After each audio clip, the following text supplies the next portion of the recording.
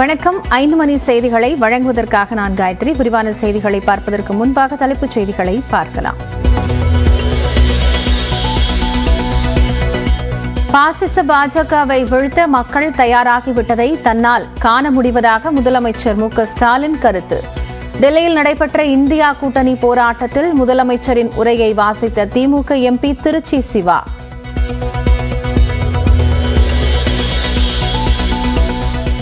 தேர்தலில் பிக்சிங் செய்ய அனைத்து விசாரணை அமைப்புகளையும் பயன்படுத்துகிறார் பிரதமர் மோடி. டெல்லி போராட்டத்தில் காங்கிரஸ் முன்னாள் தலைவர் ராகுல் காந்தி குற்றச்சாட்டு.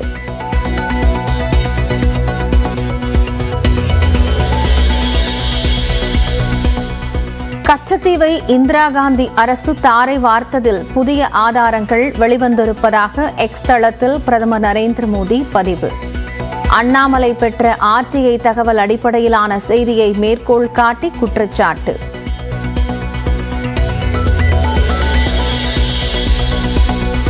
கச்சத்தீவை கொடுத்தபோது செழிப்பான கடல் பகுதிகளை இந்தியாவிற்கு இந்திரா காந்தி பெற்றதாக தமிழ்நாடு காங்கிரஸ் தலைவர் செல்வ பெருந்தகை விளக்கம்.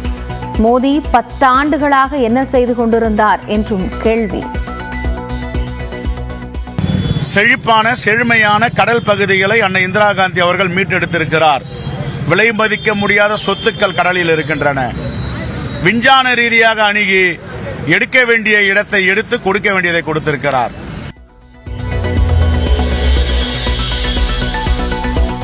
கச்சத்தீவை இலங்கைக்கு தாரை வார்த்ததற்கு எதிராக உச்சநீதிமன்றத்தில் வழக்கு தொடுத்தவர் கருணாநிதி. திமுக செய்தி தொடர்பாளர் டி.கே.எஸ். இளங்கோவன் விளக்கம். திமுக தலைவர் கலைஞர் அவர்கள் உச்ச நீதிமன்றத்தில் கச்சத்தீவை இலங்கைக்கு தாரை வார்த்தது தவறு என்று வழக்கு தொடுத்தார். ஈரோடு உழவர் சந்தை பகுதியில் நடைபயிற்சியின் போது வாக்கு சேகரித்த முதலமைச்சர் மு.க.ஸ்டாலின். காய்கறி வாங்க வந்தவர்கள் முதலமைச்சருடன் செல்ஃபி எடுத்து மகிழ்ச்சி.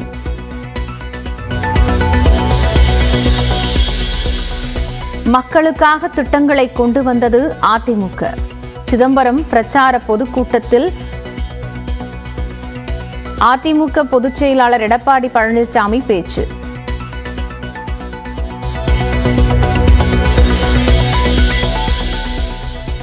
நீலகிரியில் கிரிக்கெட் விளையாடி வாக்கு சேகரித்த மத்திய அமைச்சர் எல் முருகன்.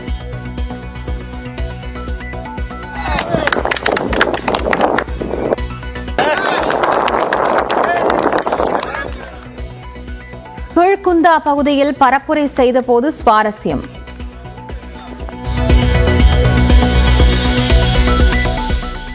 தமிழ்நாட்டை திமுகவும் அதிமுகவும், நாட்டை காங்கிரசும் பாஜகவும் ஆண்டது பெரும் துயரம். காரைக்குடியில் நாம் தமிழர் வேட்பாளருக்கு பரப்புரை செய்த சீமான் விமர்சனம்.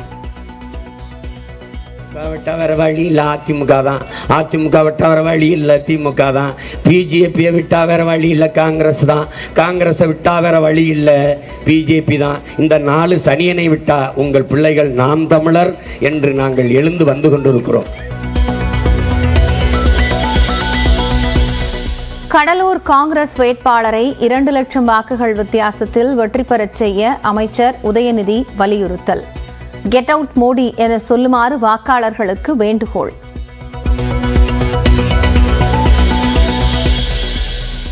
பாலியல் வன்கொடுமை குற்றவாளிகளுக்கு மரண தண்டனை வழங்க வலியுறுத்துவோம்.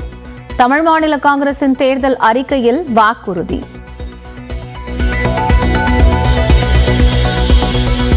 பாஜகவின் மாநில பொருளாதார பிரிவு தலைவர் எம்.எஸ். ஷா மீது போக்சோ சட்டத்தில் வழக்கு பதிவு. 15 வயது மாணவிக்கு பாலியல் தொல்லை கொடுத்ததாக தந்தை அளித்த புகாரில் நடவடிக்கை. சென்னை எண்ணூரில் திமுக தொண்டர்கள் இரு பிரிவாக பிரிந்து மோதல். கலாநிதி வீராசாமிக்கு வாக்கு சேகரித்த போது வாக்குவாதம் ஏற்பட்டு தகராறு.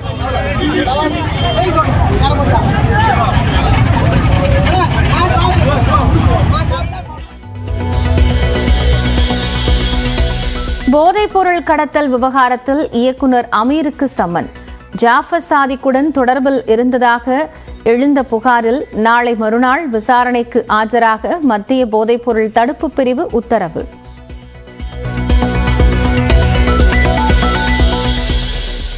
புதுச்சேரி மரப்பாலம் பகுதியில் வாய்க்கால் கட்டும் பணியின் போது இடிந்து விழுந்த மின்துறையின் பழைய சுவர். இடிபாடுகளில் சிக்கி உயிரிழந்தோரின் எண்ணிக்கை 5ஆக உயர்வு.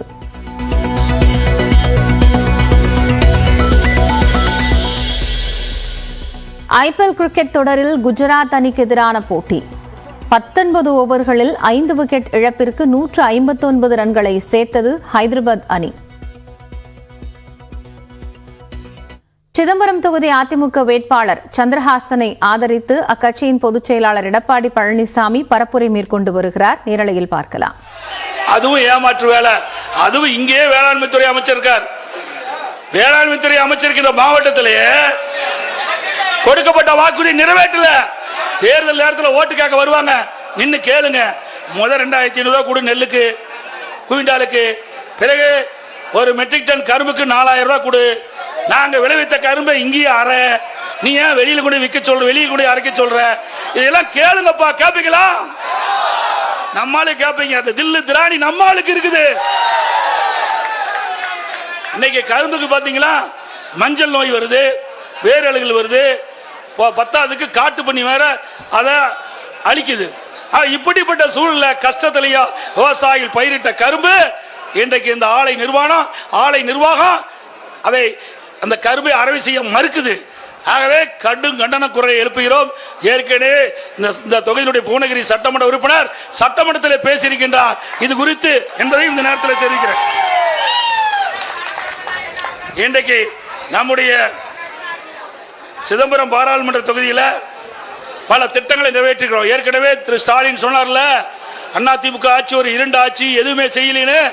இந்த நாடாளுமன்ற தொகுதியில் மட்டும் என்னென்ன திட்டங்களை 10 ஆண்டு காலத்தில் அதிமுக அரசு நிறைவேற்றப்பட்ட என்ற செய்தியை இந்த நேரத்தில் தெரிவிக்கிறேன். ஸ்ரீ முஸ்லிம் மற்றும் புவனகிரி ஆகிய 2 வருவாய் வட்டம் 2 தாலுகா அலுவலகம் திறக்கப்பட்டிருக்கிறது. ஸ்ரீ முஸ்லிம் தலை இடமாக கொண்டு ஒரு புதிய ஒன்றியம் உருவாக்கப்பட்டிருக்குது. ஸ்ரீ முஸ்லிம் வட்டத்தில் வெள்ளாற்றின் குறுக்கே 34 கோடியில 2 தடுப்பணை கட்டினா தான் பெய்கின்ற மழைநீர் தேக்கி நிலத்தடி நீர் உயர்த்த முடியும். மணிமுத்தாற்றின் குறுக்கே 18 கோடியில ஒரு தடுப்பணை. சிதம்பரம் வட்டம் சக்தி விழா பகுதியில் வெள்ளாற்று ரூபாயில 6 கோடியில ஒரு தடுப்பு சுவர். புவனகிரி வட்டம் கம்மாபுரம் பவளங்குடி இடையில 12 கோடியில உயர்மட்ட பாலம். புவனகிரி அரசு மருத்துவமனை தானம் உயர்த்தப்பட்டிருக்குது. சிதம்பரம் வட்டம் பேராம்பட்டு திட்டுக்காட்டூர் இடையே ரூபாய் 19 கோடியில உயர்மட்ட பாலம். சிதம்பரம் வட்டம் அகரநல்லூர்ல பழைய கொள்ளிடம் ஆற்றின் குறுக்கே 10 கோடியில தடுப்பணை. சிதம்பரம் வட்டம் அக்கரை ஜெயங்கொண்டப்பட்டினம் பகுதியில் 15 கோடியில பழைய கொள்ளிடம் ஆற்றில் கருங்கல் தடுப்பு சுவர் அமைக்கப்பட்டது. சிதம்பரம் வட்டம் ராதா விளாக்கம் கிராமத்தில் 15 கோடி ரூபாயில உப்பநாட்டில் வடிகால் ஒழுங்கிலும் அமைக்கப்பட்டிருக்குது. சிதம்பரம் வட்டம் பேரணாம்பட்டு கீழ குண்டபலப்பாடி பகுதியில் பழைய கொள்ளிடம் ஆற்றில். அதிமுக பொதுச் செயலாளர் எடப்பாடி பழனிசாமி சிதம்பரம் பகுதியில் வாக்கு சேகரிப்பில் ஈடுபட்டு வருகிறார். விவரங்களை பின்னர் பார்க்கலாம். தென்சென்னை பாஜக வேட்பாளர் தமிழிசை சவுந்தரராஜனை ஆதரித்து பாமக தலைவர் அன்புமணி ராமதாஸ் பிரச்சாரம் செய்து வருகிறார். அதனை நேரலையில் பார்க்கலாம்.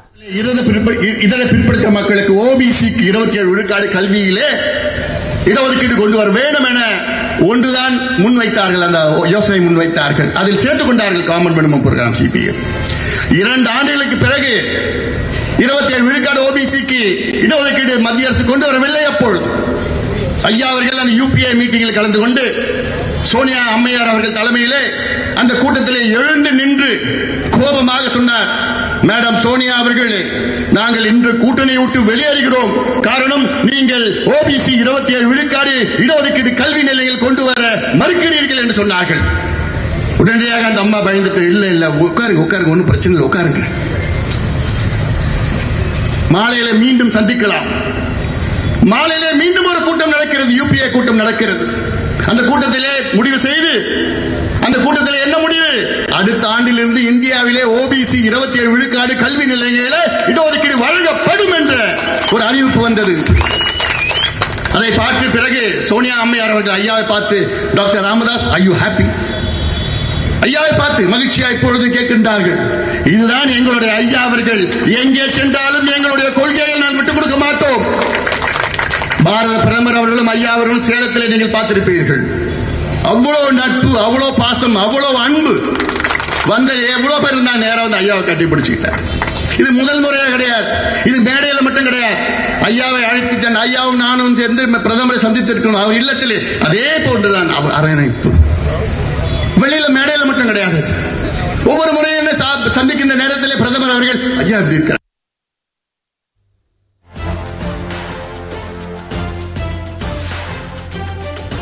தென்சென்னை பாஜக வேட்பாளர் தமிழிசைக்கு ஆதரவாக அன்புமணி ராமதாஸ் வாக்கு சேகரிப்பில் ஈடுபட்டு வரக்கூடிய காட்சிகளை பார்த்தும் விவரங்களை பின்னர் பார்க்கலாம்.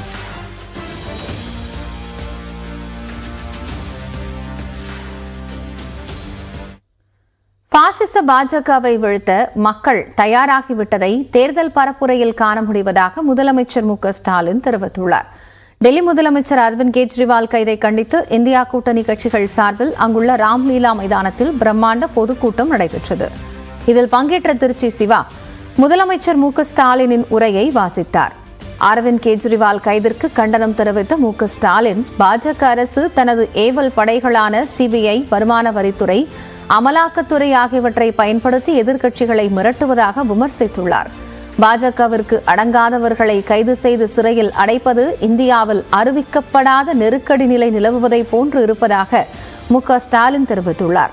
இதுபோன்ற கைதுகள் இந்தியா கூட்டணியை வலிமையாக ஆக்கியதே தவிர பலவீனப்படுத்தவில்லை என்றும் அரவிந்த் கெஜ்ரிவால், ஹேமந்த் சோரன் ஆகியோரை கைது செய்திருப்பது பாஜகவின் தோல்வி பயத்தின் வெளிப்பாடே என்றும் தெரிவித்துள்ளார். அரவிந்த் கெஜ்ரிவால் சிறைக்குள்ளிருந்து ஆட்சியை மட்டும் நடத்தவில்லை, இந்தியா கூட்டணியின் எழுச்சிக்கு காரணமாகிவிட்டதாகவும் முதலமைச்சர் மு க ஸ்டாலின் குறிப்பிட்டுள்ளார். மின்னணு வாக்குப்பதிவு இயந்திரங்கள், மேட்ச் பிக்சிங், சமூக வலைதளங்கள் மற்றும் ஊடகங்களுக்கு அழுத்தம் கொடுக்காமல் 180 இடங்களுக்கு மேல் பாஜகவால் வெற்றி பெற முடியாது என காங்கிரஸ் எம்பி ராகுல் காந்தி தெரிவித்துள்ளார்.